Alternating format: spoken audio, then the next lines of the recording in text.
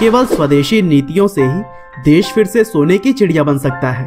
कुछ ऐसी ही सोच रखने वाले भारत के महान समाज सेवक राजीव दीक्षित को तो सभी जानते ही होंगे।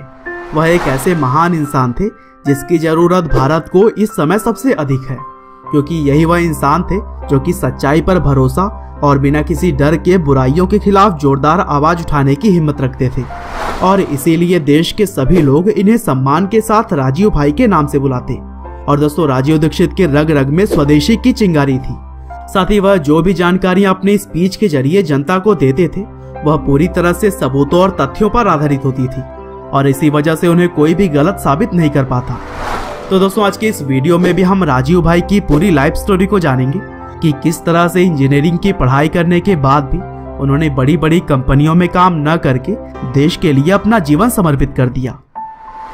तो दोस्तों, इस कहानी की शुरुआत होती है 30 नवंबर 1967 से, जब उत्तर प्रदेश के अलीगढ़ जिले के नाहा गांव में राजीव जी का जन्म हुआ।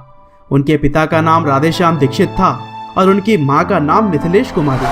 और बचपन से ही राजीव भाई पढ़ाई लिखाई में बहुत ही अच्छे थे, और इसीलिए इंटरमीडिएट तक की पढ़ाई फिरोजाबाद से पूरी करके उन्होंने इलाहाबाद से बीटेक की पढ़ाई की, और फिर Indian institute of technology Kanpur से उन्होंने एमटेक भी पूरा किया।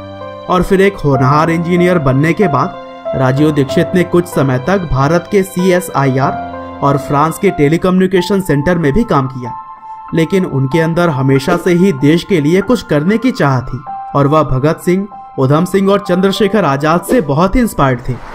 और फिर जल्द ही राजीव भाई का ध्यान विदेशी कंपनियों के द्वारा भारत में किए जा रहे लूटपाट पर गया। उन्होंने देखा कि विदेशी कंपनियां घटिया माल बनाकर इंडियंस को बेचती हैं और फिर पूरा मुनाफा भारत से कमाकर अपने देश में ले जाती हैं। और इस समस्या से बचने के लिए उन्होंने लोगों को जागरूक करने का काम शुरू किया। उन्होंने देश की जनता से यह अपील की कि स्वदेशी चीजों को अपनाएं और विदेशी कंपनियों का बहिष्कार करें, और अगर ऐसा करेंगे तभी देश का विकास पॉसिबल है। और अपने इसी आवाज के साथ वह काफी कम उम्र में ही 12,000 से भी ज्यादा प्रेजेंटेशन दे चुके थे, जिसमें कि भारत में यूज किए जाने वाले 5,000 से भी ज्यादा विदेशी कंपनियों के प्रोडक्ट्स के खिलाफ उन्होंने स्वदेशी आंदोलन की शुरुआत की। यहाँ तक कि उन्होंने अपने देश के कंपनियों के नाम के पर्चे भी बंटवाए, ताकि लोगों को पता चल सके कि कौन सी भारतीय कंपनी है और कौन नहीं।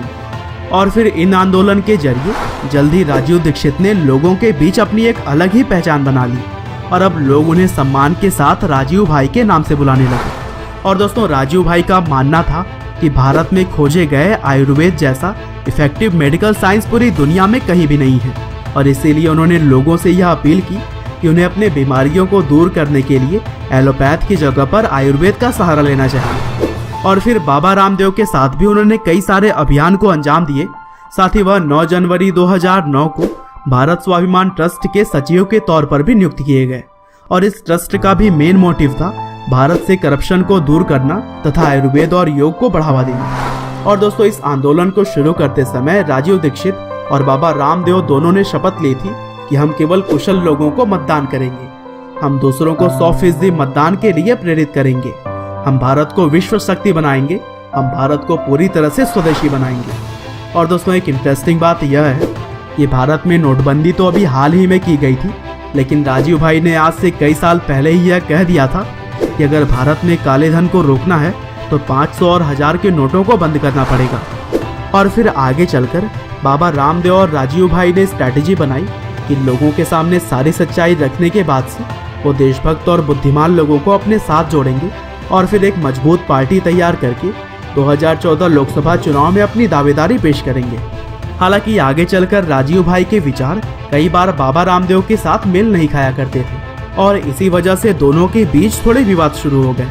और राजीव भाई के समर्थक मानते हैं कि बाबा रामदेव अब राजीव दीक्षित की लोकप्रियता से घबरा गए थे, और इसीलिए उन्होंने राजीव के खिलाफ बहुत से षड्यंत्र रचने शुरू कर दिए। और फिर एक बार जब राजीव भाई छत्तीसगढ़ के दौरे पर थे, तब वो अपने दौरे को पूरा करने के बाद 30 नवंबर 2010 को भिलाई पहुंचे, और फिर भिलाई से दुर्ग के लिए रवाना होते समय कार में ही उन्हें दिल का दौरा पड़ा।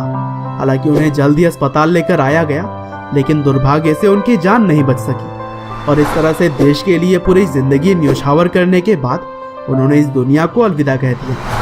हालांकि बाद में राजीव जी के समर्थकों ने उनकी हत्या का आरोप बाबा रामदेव पर लगाया, क्योंकि समर्थकों का मानना था कि मौत के बाद राजीव जी का पूरा शरीर नीला पड़ गया था, जैसे कि किसी को जहर देने के बाद होता है, और पोस्टमार्टम के लिए कई बार कहे जाने के बावजूद भी ऐसा नहीं किया गया। और फिर राजीव दीक्षित का पार्थिव शरीर उनके घर न ले जाकर के पतंजलि शिविर ले जाया गया।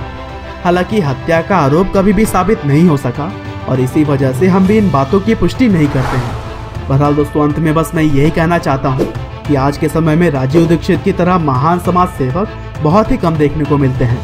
हालांकि भले ही वह अब इस दुनिया में नहीं है, लेकिन लोग उनकी स्पीच को अभी भी सुनकर मोटिवेट होते हैं। उम्मीद करते हैं कि राजू भाई की यह कहानी आपको जरूर पसंद आई होगी। आपका बहुमूल्य समय देने के लिए बहुत बहुत धन्यवाद।